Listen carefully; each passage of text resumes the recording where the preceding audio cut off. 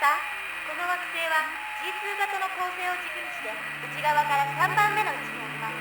密度が安定しており、開発は比較的容易に行えるものと思われます。この惑星の科学技術は In an era defined by innovative platformers, expansive RPGs, and ambitious action titles, Pixie-Garden stands quietly apart from the rest of the PlayStation's catalog. This game is ethereal, like something I'd seen in a half-remembered dream. Painted with unfiltered creativity, something that feels entirely its own, but all the while mysterious and obscure.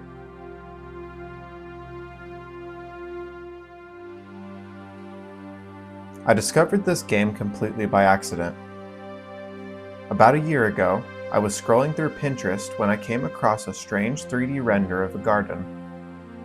Inside was a 2D sprite of a winged, elven creature, surrounded by objects I couldn't understand. There was no description, no explanation, only a single title beneath the image: Pixie-Garden. Something about it immediately captivated me, and even now I couldn't tell you what did it, but I just had to know who made it and why. So I searched.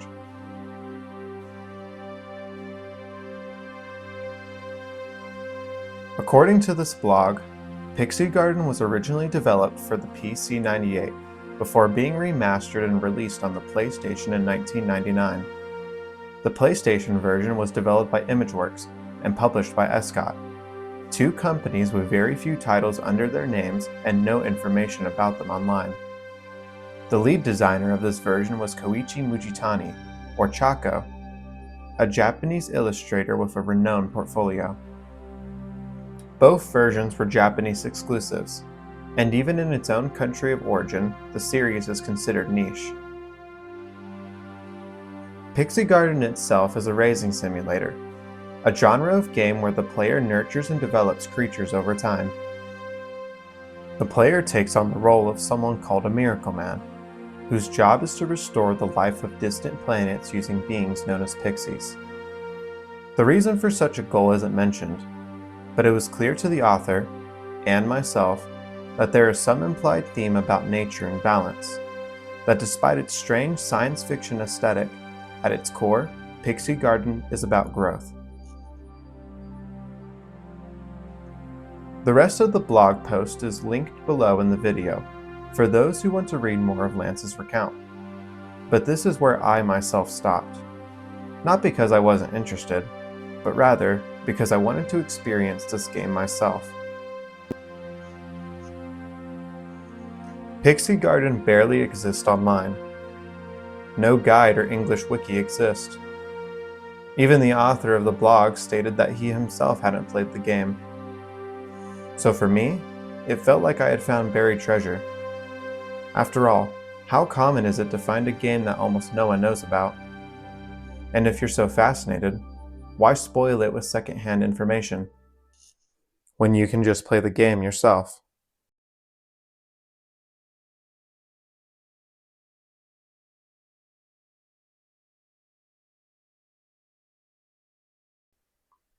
The CD case displays a white, almost ghostly pixie, emerging from what appears to be a cocoon or egg of some sort. Shards shatter off to the left of the image, and on the right, we can see the fingertips of a robotic hand holding the pixie in its palm. The back of the case features more artwork, a small pink pixie flying in front of what appears to be a spacecraft. Alongside it are a few screenshots from the game itself. Two lines of text read, "When pixies descend, planets are brought back to life. Become a Miracle Man, and with the help of pixies, pioneer a way forward." The cover is beautiful, but the game itself remains just as mysterious as before. In the case are 2 discs and an instruction manual. The game disc is black, and the second, labeled Extra Disc, is white. On the first page of the manual is a short prologue offering insight into the game's story.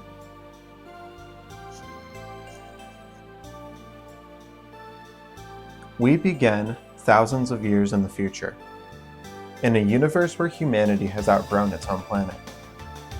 Forced to expand among the stars, explorers have mapped countless worlds, yet only a handful are truly habitable. As resources dwindle and populations rise, humanity's focus narrows. Colonization becomes a race against time. It's in this desperate search that pixies are discovered. In the world of Pixie-garden, pixies exist on stars across the universe. They are extraordinary creatures, capable of reviving entire ecosystems. A particularly powerful pixie can even heal a whole planet, using supernatural abilities known as spirit power. With this discovery comes a new kind of caretaker, the Miracle Man. Men and women with a rare, mysterious gift, the ability to see and communicate with pixies.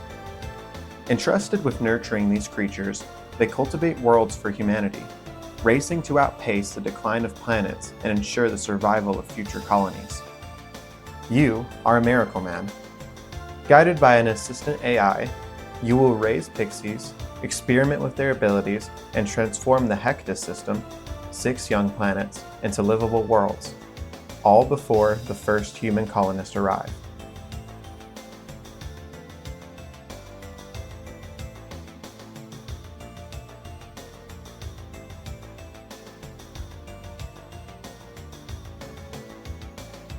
For a game with such innocent visuals, the story is much more dire than I expected. Despite all our technological progress, humanity is still bound by scarcity, even this far into the future. It's humbling to know that if it weren't for a species beyond our understanding, we would probably die alongside the planets we sift through.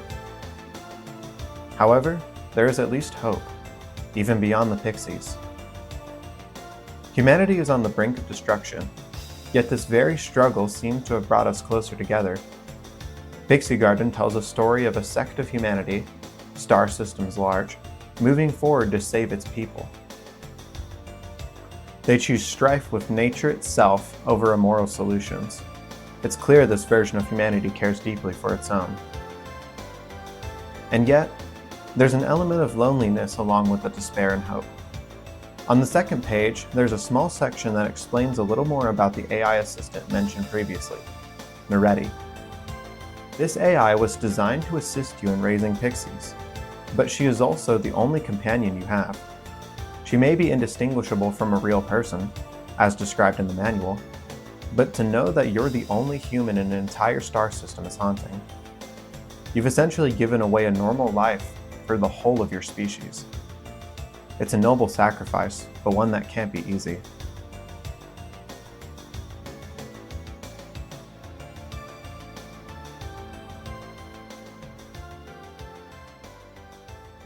But how does this all translate into gameplay? As previously stated, planets are restored through the use of spirit power, and you have 6 planets to develop in a limited amount of time. Pixie-garden takes this story concept and builds its entire structure around it. You choose a planet, shape the environment your pixies grow in, and slowly guide them as they generate the energy needed to restore the world. The arrival of the colonies acts as a time limit, adding some pressure to the process. The restoration of each planet is referred to as a mission. All of the Hectus system is represented in the game with a name and a corresponding bar graph. This graph shows how much spirit power is on the planet and is separated into 4 elements: earth, water, wind, and fire. As you might expect, balancing these elements is key. Too much of one will negatively affect the others. Forless, the first planet, is balanced across all 4 elements, but the planets afterwards tend to be high in one element and low in the others. This makes Forless the easiest place to start. Once you select a planet, you are then prompted to choose a garden, where you'll spend most of your time in the game. Just like the planets, gardens fluctuate in levels of spirit power and will impact what element you focus on developing. For 4 less, we'll choose the Étoile Garden.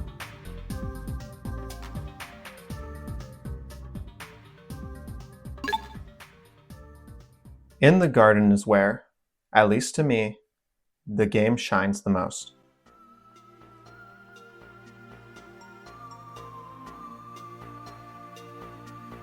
The biggest part of pixy-garden, and what makes it so special, is the incredible character designs. Like the rest of the game, Choco blends themes of science fiction and the mythical to create an atmosphere that just works. Look no further than the white pixie, the form your pixies take in the beginning of a mission. Designing the baby form of a creature to look like an animal cell is such a unique concept. It's the perfect way to express both fragility and potential. It's alien, but also natural, the perfect depiction of growth. As the game progresses, these pixies will slowly evolve depending on how you tend the garden, branching into the 4 aforementioned elements. Each one has their own appearance, personality, and animations separating them from the rest of their kind. Wind pixies soar through the air, while water pixies wade in pools by themselves. Some are slow and gentle, while others move extremely fast throughout the environment. They can create modus, crystals filled with energy, or bless the foliage around them to influence how the garden works.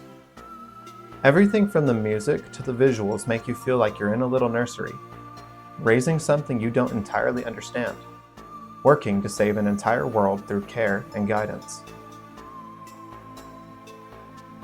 Regarding the garden itself, there are 3 ways you can influence pixie evolutions: objects, temperature, and music selection.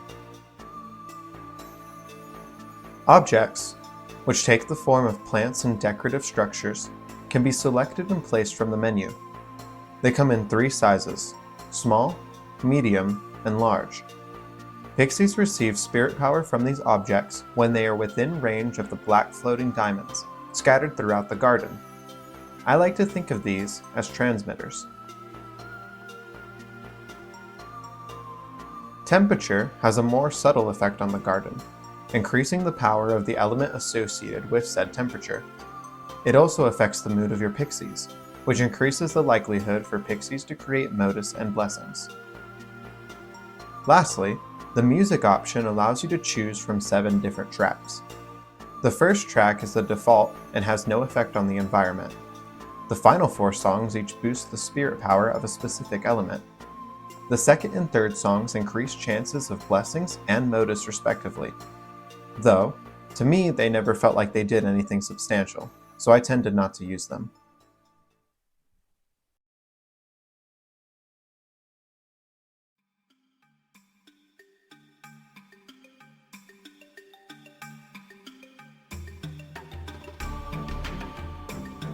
With all these mechanics working together, the final step is to achieve what you came here to do: revitalize the planet.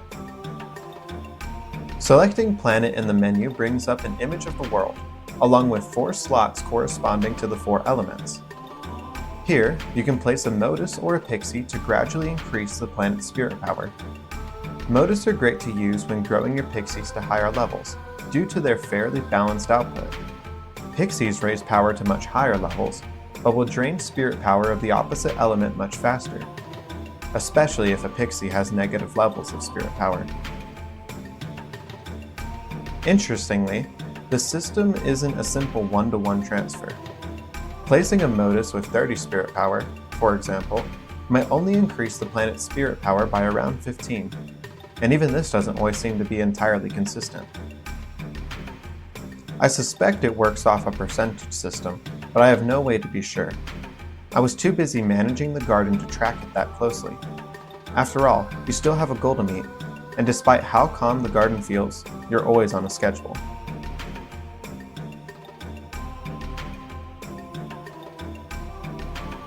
The first time I completed 4 less, I barely reached the requirement before the deadline.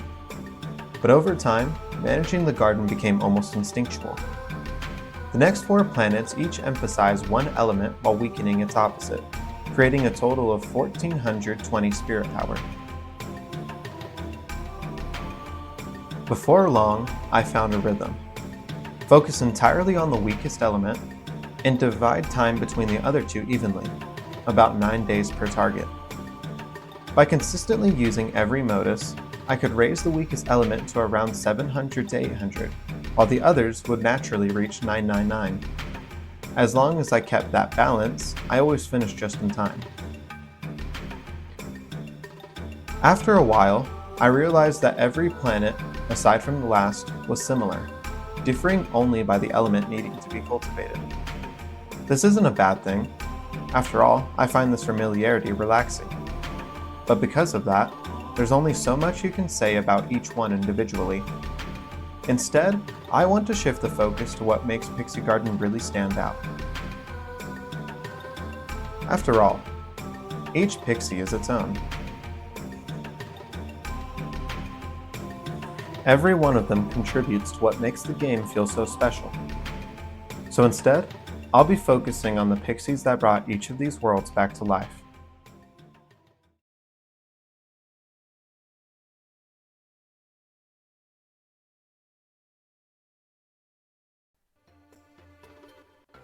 Wind pixies are the elemental race closest to the traditional definition of fairies, directly inspired by centuries of European folklore.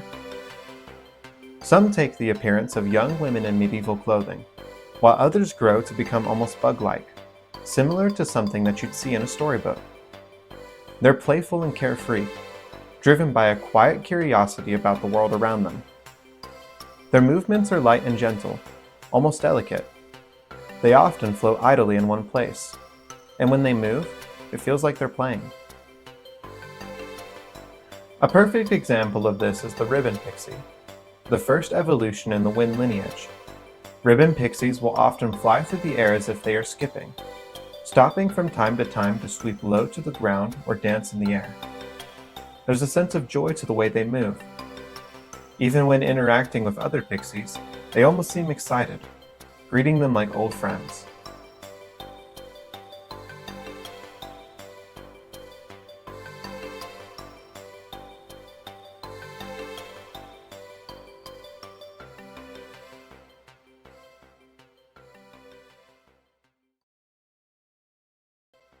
Fire pixies reflect their element in more ways than one, representing both passion and wisdom.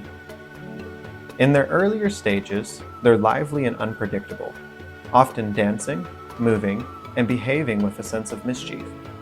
But as they evolve, they seem to take on more contemplative personas, almost as if they're maturing and becoming something greater. Some fire pixies clothe themselves in obsidian or rock, while others don metal wings or channel fire from their hands. There's a confidence to them, a strong will that shows in the way they move and interact, like they know exactly what they are. The most intense pixie of this elemental race has to be the crimson pixie, whose arms and wings are made of floating metal blades. Their silhouette almost resembles a crown, reinforced by a purple and gold color scheme. It gives them a distinctly regal presence. Crimson pixies are described as symbolizing concepts like courage and justice, which is only exemplified by the way they hold themselves.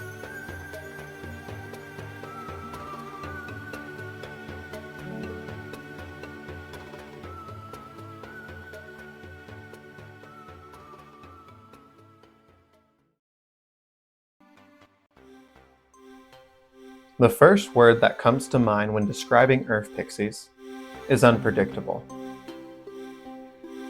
Out of the 4 elements, they are the most abstract and sporadic, evolving into forms that are just as weird as they are fascinating.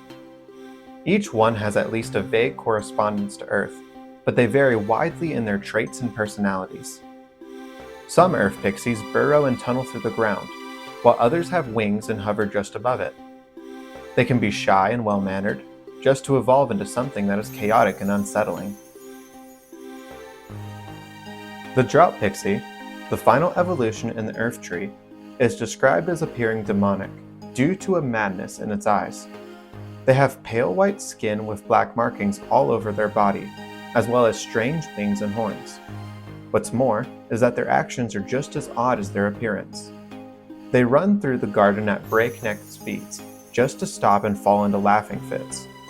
Everything they do is strange, and yet, according to the game's lore, they're the pixie that governs the growth of life on the planet. It's impossible to tell what you're going to get with this elemental race, and that unpredictability makes them, and Pixie Garden itself, all the more unique.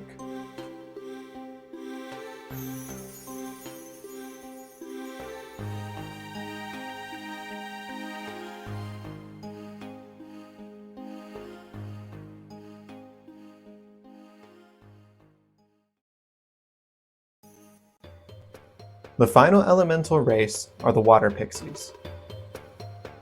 Unlike the others, they remain within the ponds and lakes scattered throughout the garden, fully adapted to an aquatic life. Many develop scales, fins, or gills, taking on a form reminiscent of mermaids or nymphs. There's a softness to them, an elegance in both their appearance and the way they move. Water pixies are best defined by tranquility and grace. It's not uncommon to see them quietly drifting through the still water, unfazed by the world around them. There's something almost distant about them, a calm so unwavering it feels unnatural. Three-ringed pixies will float next to the shoreline, idly splashing the water with their hands as if they were bored. They make subtle movements, gliding through the water as if it weren't there. There's a certain level of detachment that they exude through their expression, lidded eyes conveying a peace I couldn't understand, along with a tenderness that most pixies can't quite match.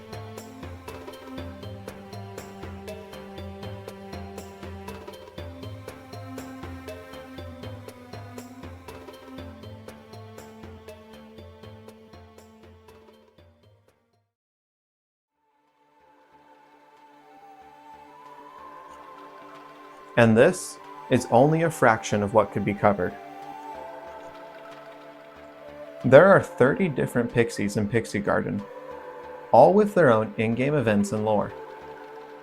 Some, in fact, aren't even attainable through traditional evolution. Combine this with the information from the Pixie Tree, and I could speak about them for hours. It's something I'd like to dedicate more time to in the future.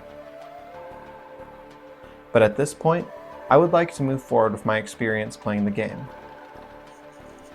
After all, we still have one more planet left until the end. Metamalayer.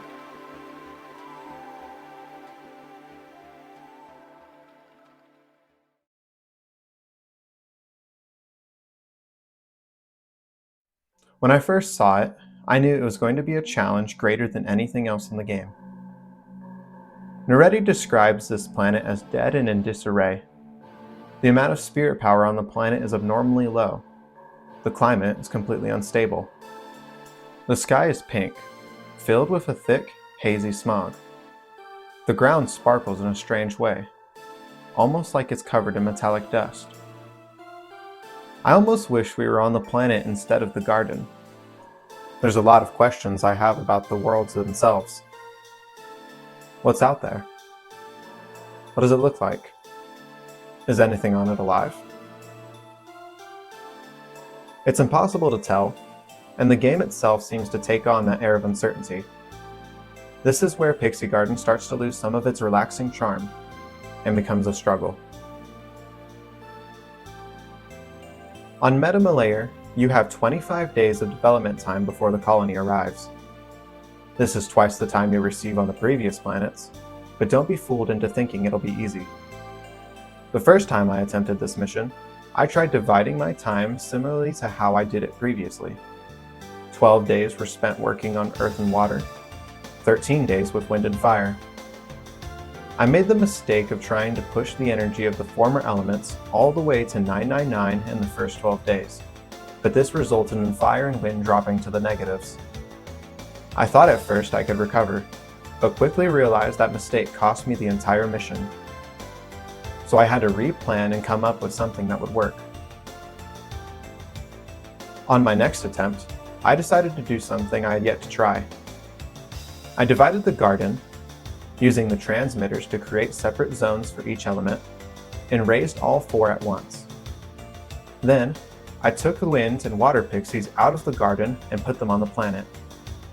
I would repeat this and rotate between the elements every couple of days, rearranging my garden to suit the purposes of whatever pixie needed to grow while the others worked away at healing the planet. By the 24th day, I had completed my goal and revitalized the planet. All that was left to do was wait.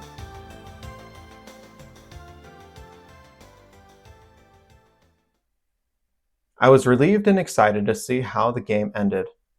I had gotten so far and wasn't sure what to expect. The story, and the events that take place within it, are vague, after all. I was shown a brief cinematic of the second arc, the spacecraft used in the game, taking off and flying into space. What follows is an epilogue, explaining that the Miracle Man, whom you played as, suddenly disappeared and was never seen again. His pixies were forgotten, like the countless myths humanity has left behind. All his work faded away as well, and as time passed, the planets you worked so hard to restore would die, just as all things do. And that's it.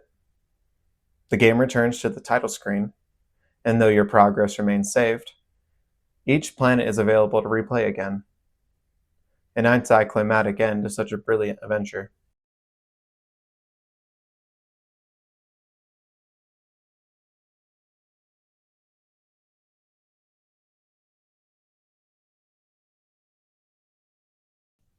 I sat there for a moment, trying to figure out how to feel about this.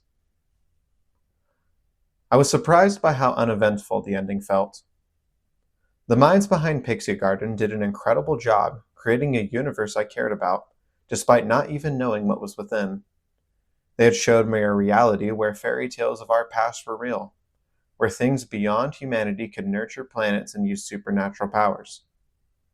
So why did such a well-made game leave so much unanswered? Unless that's the point. Maybe the developers wanted to leave the game up to interpretation.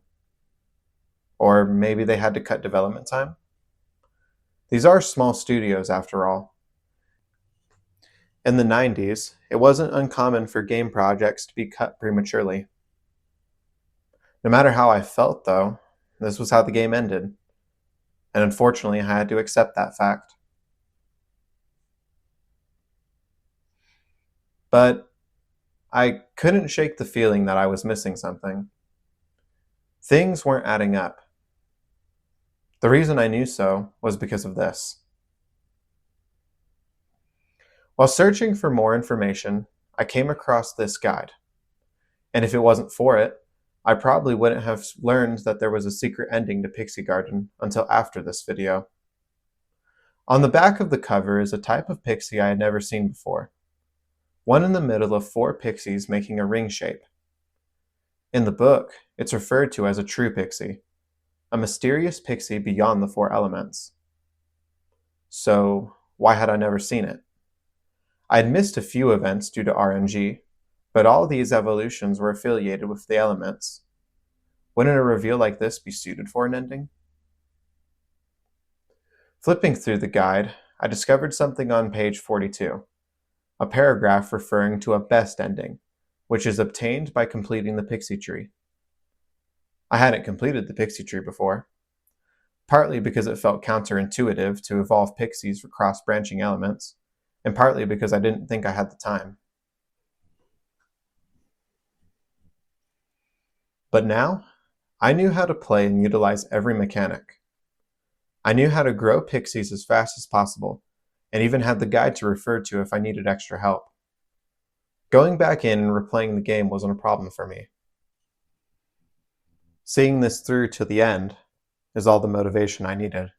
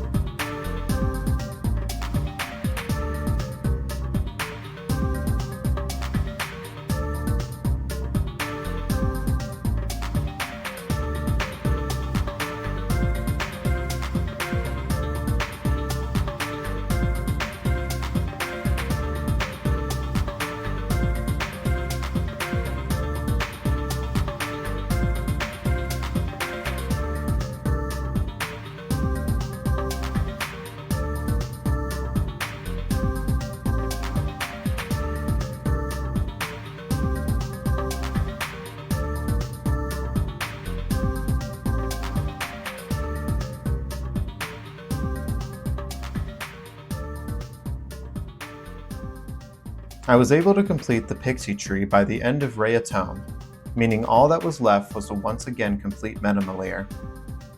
This time, I hit my limit much faster, gaining about 3,600 spirit power by the time there was 3 days left, so I simply waited.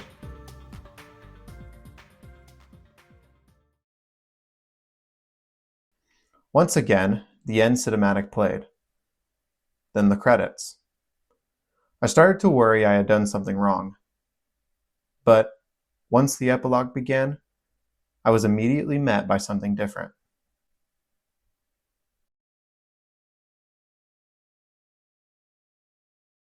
In the true ending, everything changes.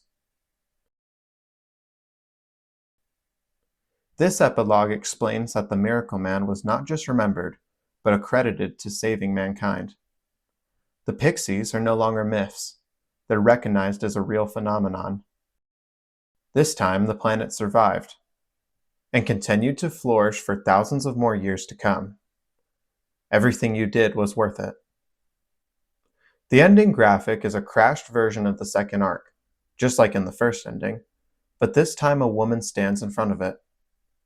Nothing is confirmed, but I believe that this is potentially the true Pixie.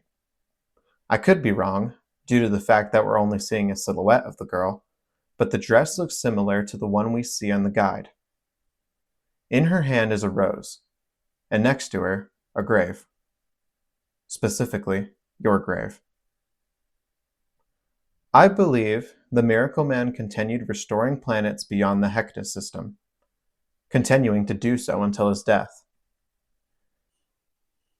The Pixies most likely continued to evolve alongside him, one or all of them turning into the girl before us. This is where they now stay, and if the scene in the prologue shows us anything, it's that this planet flourished as well.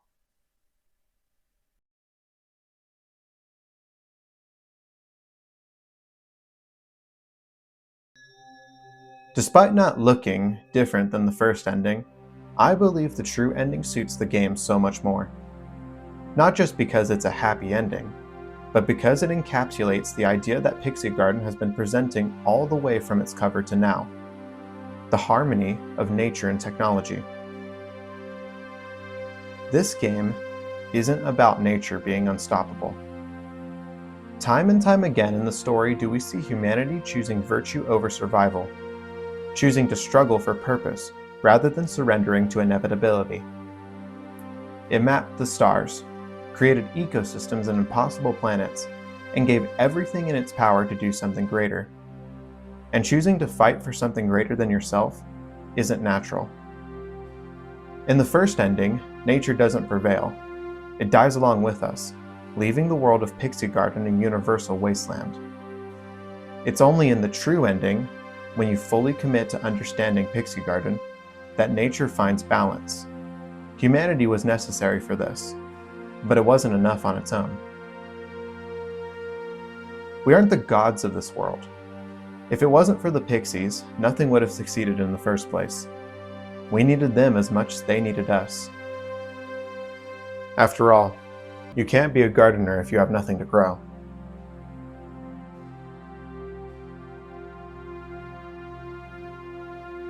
Pixie-Garden tells us a truth that has been told for thousands of years, that we are stewards of nature, with a responsibility to shape and protect it. It may be difficult,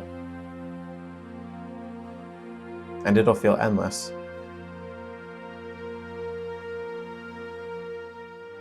But it's worth it.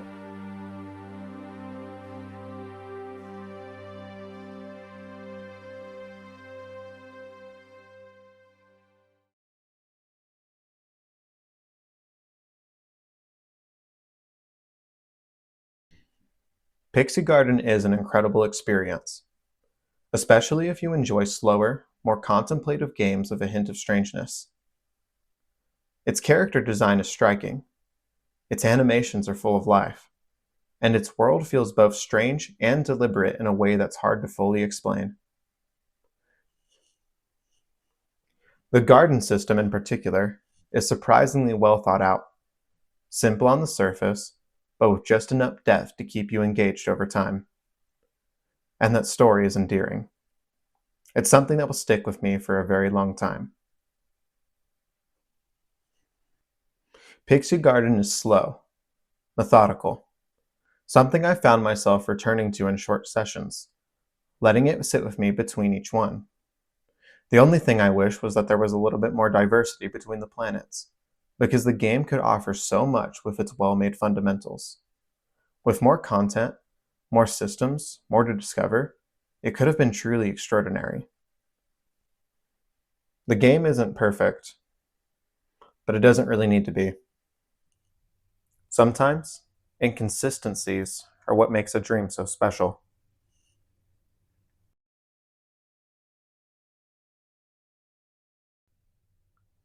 This game, and all the time I put on it, felt like an adventure. I can definitely say that it's made a place for itself in my heart. It's become my favorite game of all time, and I felt obligated to tell its story. So many bright minds came together to create this world. So much passion went into making these characters feel alive, just like so many other projects created in this era.